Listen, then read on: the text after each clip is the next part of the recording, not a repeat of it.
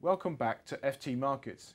If you thought the world was going to de-lever after the global financial crisis that erupted in 2007 and reduce debt levels, think again. Actually, debt around the world has soared, as shown in a McKinsey report that's been published today.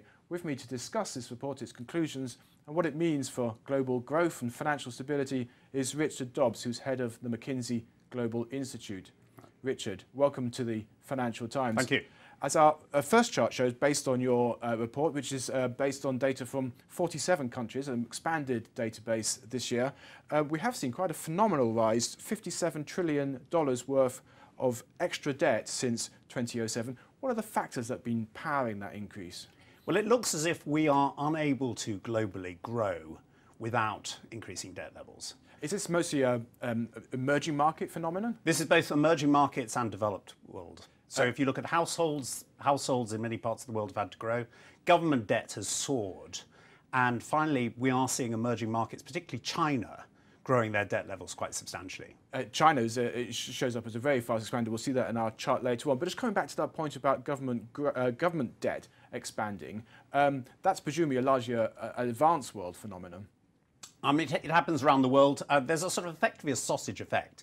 As you deleverage in the private sector, that means lower growth, lower tax revenues, and governments are having to spend fiscal stimulus. So you find that the debt level squeezes out. You squeeze it in the private sector and it pops up in the government sector. And particularly in the Eurozone, all the problems in the banking sector have ended up on the government's Absolutely. So countries like Ireland, for instance, you've basically been debt transferred from the financial sector to the government sector. Is that a constraint on growth? I mean, there's a big debate amongst economists at what point debt becomes a burden rather than a stimulus to growth. Well, at low levels of interest rates, the debt levels become more manageable.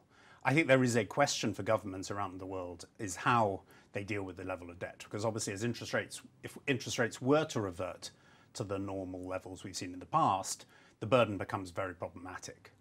And there are obviously some countries where there's a creative approach beginning to happen.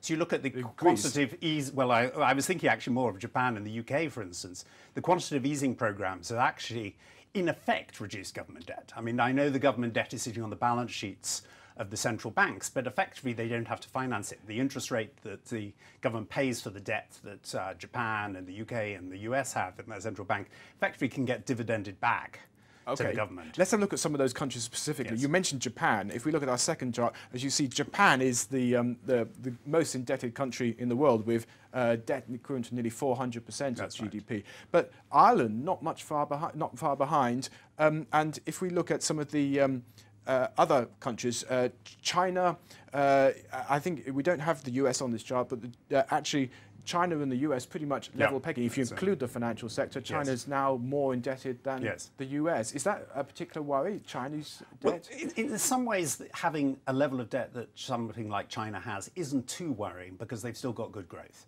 What is really dangerous is when you mix the high level of debt and low levels of growth.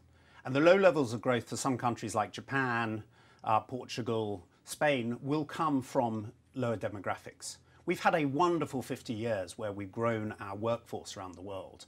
As we look going forward, as population that age in many of these countries, you find the growth rate will fall. And the real toxic mix is high levels of debt and shrinking workforce, because repaying the debt becomes a real problem. And one other feature I noticed in your report is the focus on housing debt vulnerabilities. In some advanced economies, we have Spain and the Netherlands, for instance, on here, potentially where we might see the next problems in the financial system. I think that housing debt becomes quite problematic again when you get the demographics coming through, shrinking workforce. Suddenly there may be some downward house price movements. We have to think about, given we do seem to have debt to grow, are there some creative ways of new types of mortgages where the mortgage owner takes some of the risk and shares some of the upside? Okay, Richard, we're going to have to stop there. It's a big subject in itself. So lots of detail there in the McKinsey report. For more of those details and for an interactive graphic, go to ft.com.